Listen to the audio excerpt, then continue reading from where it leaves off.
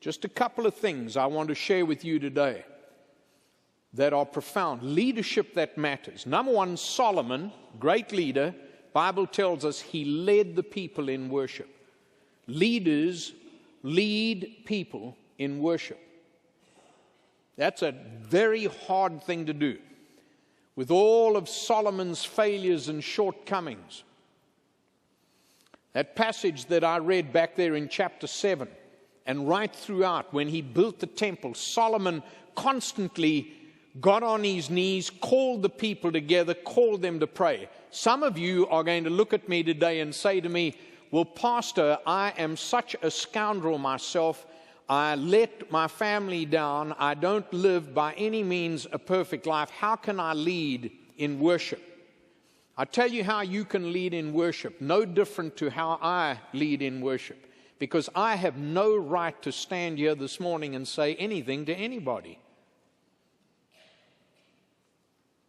I try, I don't always succeed, but I try very hard, especially on Sunday mornings when I'm driving in my motor car, coming to church very early on Sunday mornings. I talk to the Lord, and part of my prayer every time I get here on Sunday morning is, Lord, please forgive me for my sin.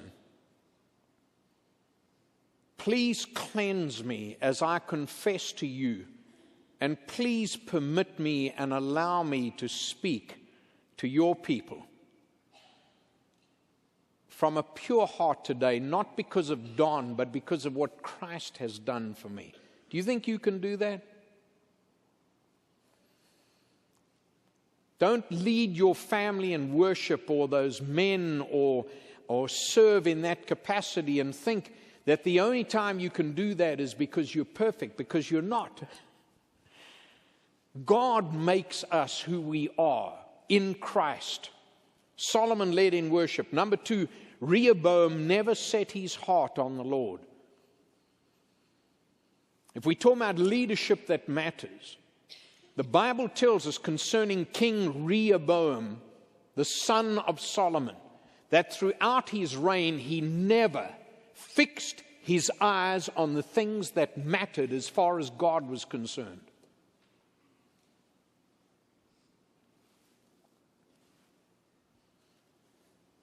As your pastor, and I love you very much, and you and I look at each other, there are some of you that I've known for many years, and you just never set your heart on the things of God. You're in 1 minute and out the next minute. It doesn't take much for you to step apart from God. That's the picture we get concerning this. That's why he struggled all his life.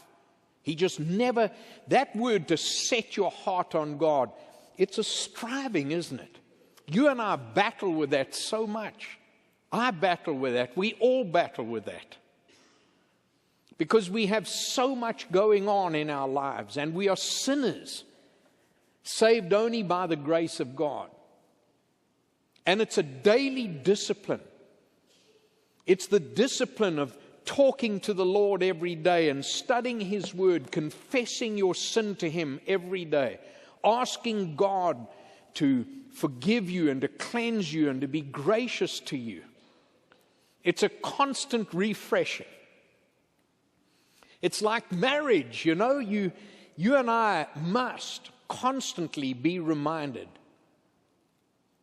that we ought always to be revisiting, coming back to that covenant. A ring on the finger is not an eternal right. It's a symbol of that covenant. And it's a wonderful thing to go to your spouse and don't ever forget to say, I love you.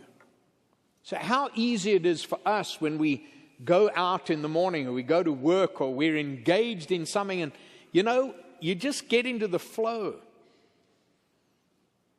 As those little things, and that's what God, Rehoboam never set his heart on the Lord. Number 3, Jeroboam in chapter 13 verse 7 allowed worthless scoundrels to surround him.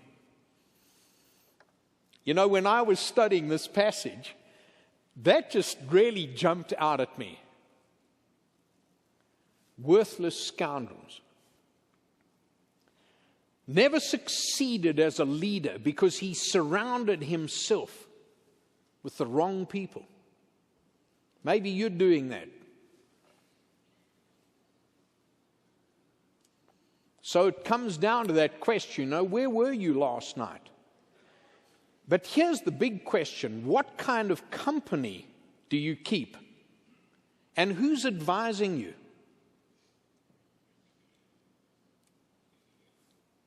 Who's telling you to do what you're doing? Who is that? Is it a Hollywood star?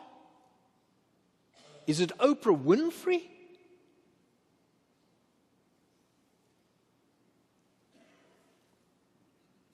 Is it Tom Cruise?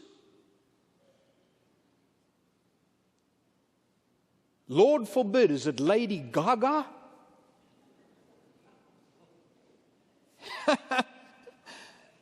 I better stop right here while I'm ahead.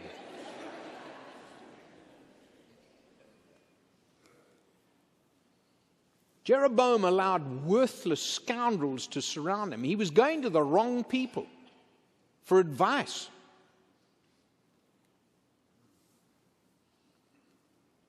Some of you have got the most godly people, your parents, your grandparents, people that matter right there with you, and you are turning your nose up at them.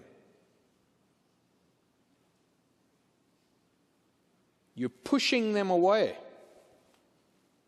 You're saying, no, I'd rather get my counsel out there from the streets or from a movie screen.